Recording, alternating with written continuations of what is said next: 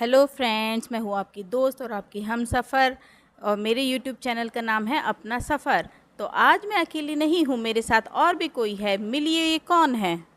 Hello हम suffers. तो मैं हूँ अपनी माँ की बेटी और आज हम मिलके एक स्टोरी सुनाने वाले हैं। एक स्टोरी जो कि रियल है।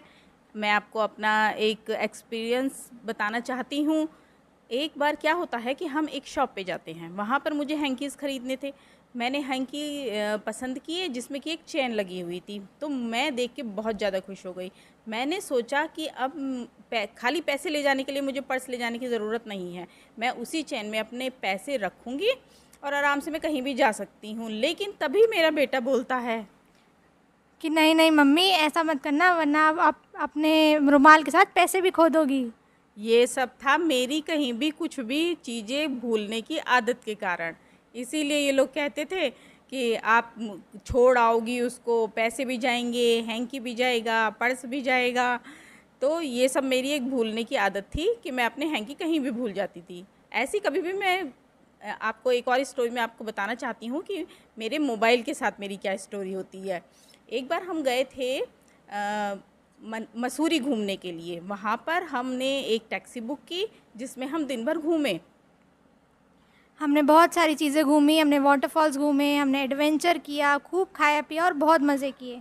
और फिर हमने सोचा कि हम रात को जाएंगे मॉल रोड, खूब शॉपिंग करेंगे, खाएंगे पिएंगे और फिर अपने अपने होटल में वापस आ जाएंगे।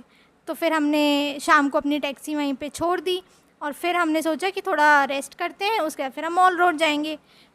हम मॉल रोड घूम रहे थे, तभी अचानक मुझे याद आया, अरे मेरा मोबाइल। मैं सब तरफ देखती हूँ अपना मोबाइल, लेकिन मुझे कहीं अपना मोबाइल नहीं दिखाई देता। फिर मैंने सोचा, अरे मेरा मोबाइल कहाँ चला गया? कहीं रूम पे तो नहीं है, कहीं हमारे बैग में तो नहीं रह गया। तो हम सब जगह वहाँ पर देखते हैं, लेकिन मेरा मोबाइल कहीं भी नहीं मिल रहा था। ओ माय गॉड, मेरा मोबाइल कहाँ चला गया? यही सोचकर मुझे बड़ा कन्फ्यूज़न हो रहा था कि मोबाइल गया कहाँ। फिर तो मैं अभी पहले फ्लैशबैक में ले जाना चाहूँगी। हम पहले जिस होटल में अभी रह रहे थे उससे पहले हम किसी और होटल में हमने बुकिंग की थी, लेकिन वो होटल हमें पसंद नहीं आया तो हमने छोड़ दिया था।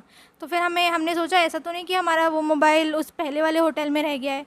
तो हमने उधर कॉल किया तो पूछा कि कोई फ़ोन तो नहीं रह गया है। तो उसने बोला ठीक है, मैं पता करके बताता हूँ। तो इतनी देर तक मम्मी तो बहुत परेशान थी। लेकिन एक इंटरेस्टिंग फैक्ट ये है कि पापा बहुत खुश थे। पापा को ये लगा कि चलो मोबाइल खो गया है, अब नया मोबाइल आएगा, मज़े आएंगे। उनको तो अपने मोबाइल मिलने की खुशी हो रही थी कि मैं नया मोबाइल लूँगा, मगर मेरा अपना मोबाइल, भाई अपना मोबाइल तो अपना ही होता है। फिर से सब कुछ वो उसमें सेटिंग करो। मुझे तो बहुत दुख हो रहा था, भगवान मेरा वही वाला मोबाइल काश मिल जाए। फिर होता क्या है, फिर अब रात को हम 12 बजे तक तो होटल में आए थे। तो मेरे भाई ने बहुत उसने अपनी टेक्नोलॉजी लगाई, ट्रैक करने की कोशिश की, पर लेकिन कुछ ट्रैक नहीं हो पा रहा था। तो हमने सोचा अब सो ही जाते हैं, अब कुछ कर नहीं सकते हैं। हमने टैक्सी वाले को भी कॉल किया तो उसने कॉल नहीं उठाया। हमने सोचा इतना लेट हो गया है तो क्यों ही कॉल उठाएगा वो। तो हमने सोचा चलो सो जाते हैं, अब तो कुछ नहीं हो सकता। फिर हमने सुबह को अपने उसी वाले मोबाइल में अपनी रिंग जाके देखी, तो रिंग जा रही थी। इसका मतलब मोबाइल कहीं ना कहीं तो है, किसी के हाथ नहीं आया है। तभी नहीं तो कोई भी अगर लेता है मोबाइल तो वो सबसे पहले साइलेंट या मतलब उसको स्विच ऑफ करता है, लेकिन उसमें बेल जा रही थी लगातार। फिर हमने टैक्सी वाले को फ़ोन किया कि भाई कहीं तुम्हारी टैक्सी में तो हमारा मोबाइल नहीं रह गया है। तब उस टैक्सी वाले ने कहा कि मैं टैक्सी में देखता हूँ। तो तब जाके उसने फिर टैक्सी में चेक किया और हमको कॉल बैक किया और बोलता है कि नो सर, आपका मोबाइल तो हमारी टैक्सी में नहीं है। तभी दोबारा जब उस पर बेल जाके देखी, तो दोबारा जब बेल जाके देखी तो भी वो मतलब ऑन ही था। बट लेकिन तब तक हम लोग सो रहे थे, मैं और मेरा भाई सो रहे थे। तो जब हम उठे तो मैंने सोचा चलो एक बार कॉल करके देखती हूँ। तो जब मैंने कॉल करके देखा तब वो स्विच ऑफ हो गया था। तो मैंने पापा को बताया, पापा फ़ोन तो स्विच ऑफ हो गया है। फिर पापा ने मुझे सारी बातें बताई। फिर कंफर्म हो गया कि वो पक्का वो टैक्सी वाले ने पकड़ लिया है फ़ोन। फिर पापा ने दोबारा उस टैक्सी वाले को फ़ोन किया। जब टैक्सी वाले को फ़ोन किया तो उसने कहा कि नहीं नहीं सर, हम मेरी टैक्सी में आपका मोबाइल नहीं था। हम इस तरह से किसी का भी मोबाइल, जो यहाँ पे घूमने आते हैं टूरिस्ट, उनका मोबाइल या कोई भी चीज़ रह जाती है टैक्सी में, हम लोग वापस करते हैं, ऐसा नहीं है।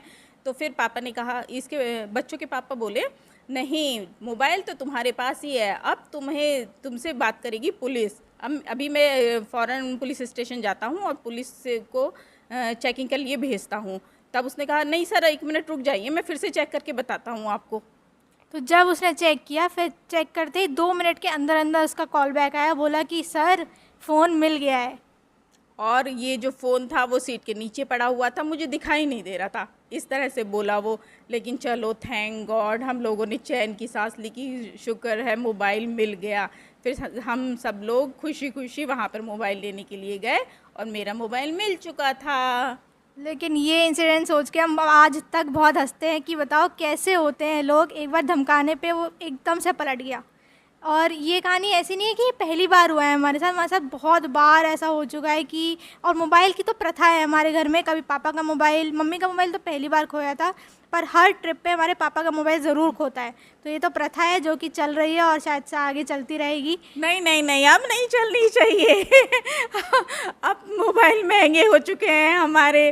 तो गाइस अपने मोबाइल का, अपने पैसों का, अपने पर्स का ध्यान रखिए। Okay bye bye bye. पसंद आई हो तो प्लीज़ लाइक कीजिए और हमारे चैनल को सब्सक्राइब कीजिए, जिससे कि हमें आगे भी स्टोरी बनाने के लिए कुछ प्रेरणा मिलेगी। Thank you.